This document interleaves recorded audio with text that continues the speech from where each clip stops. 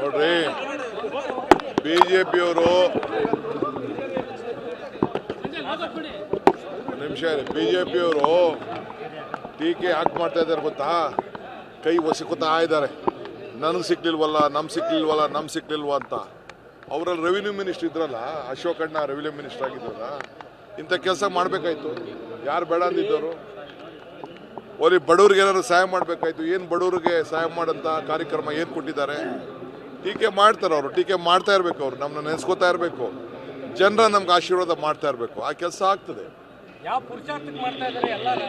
ಪುರುಷಾರ್ಥ ಅಂದ್ರೆ ಜನರ ಬದುಕಿಗೋಸ್ಕರ ಮಾಡ್ತಾ ಇದ್ದೀವಿ.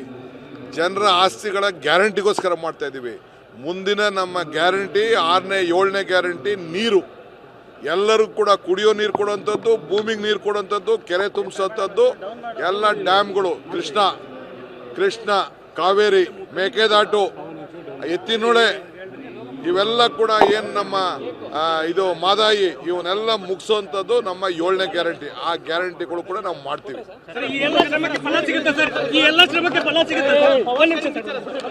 ನೋಡ್ರಿ, ಬಿಜೆಪಿಯವರು ನಿಮಿಷ ಬಿಜೆಪಿಯವರು ಟೀಕೆ ಯಾಕೆ ಮಾಡ್ತಾ ಇದ್ದಾರೆ ಗೊತ್ತಾ? ಕೈ ಒಸಕುತ್ತಾ ಇದ್ದಾರೆ. ನನಗೆ ಸಿಕ್ಲಿಲ್ವಲ್ಲ, ನಮ್ಗೆ ಸಿಕ್ಲಿಲ್ವಲ್ಲ, ನಮ್ಗೆ ಸಿಕ್ಲಿಲ್ವ ಅಂತ. ಅವರಲ್ಲಿ ರೆವಿನ್ಯೂ ಮಿನಿಸ್ಟರ್ ಇದ್ರಲ್ಲ, ಅಶೋಕ್ ಅಣ್ಣ ರೆವಿನ್ಯೂ ಮಿನಿಸ್ಟರ್ ಆಗಿದ್ರಲ್ಲ, ಇಂಥ ಕೆಲಸ ಮಾಡಬೇಕಾಯ್ತು. ಯಾರು ಬೇಡ ಅಂದಿದ್ದವರು? ಓಲಿ ಬಡವ್ರಿಗೆ ಏನಾದ್ರು ಸಹಾಯ ಮಾಡಬೇಕಾಯ್ತು. ಏನು ಬಡವ್ರಿಗೆ ಸಹಾಯ ಮಾಡೋಂಥ ಕಾರ್ಯಕ್ರಮ ಏನು ಕೊಟ್ಟಿದ್ದಾರೆ? ಟೀಕೆ ಮಾಡ್ತಾರೆ ಅವರು, ಟೀಕೆ ಮಾಡ್ತಾ ಇರಬೇಕು. ಅವರು ನಮ್ಮನ್ನ ನೆನೆಸ್ಕೋತಾ ಇರಬೇಕು. ಜನರ ನಮ್ಗೆ ಆಶೀರ್ವಾದ ಮಾಡ್ತಾ ಇರಬೇಕು. ಆ ಕೆಲಸ ಆಗ್ತದೆ. ಯಾವ ಪುರುಷಾರ್ಥ ಅಂದ್ರೆ ಜನರ ಬದುಕಿಗೋಸ್ಕರ ಮಾಡ್ತಾ ಇದ್ದೀವಿ. ಜನರ ಆಸ್ತಿಗಳ ಗ್ಯಾರಂಟಿಗೋಸ್ಕರ ಮಾಡ್ತಾ ಇದ್ದೀವಿ. ಮುಂದಿನ ನಮ್ಮ ಗ್ಯಾರಂಟಿ 6ನೇ 7ನೇ ಗ್ಯಾರಂಟಿ ನೀರು.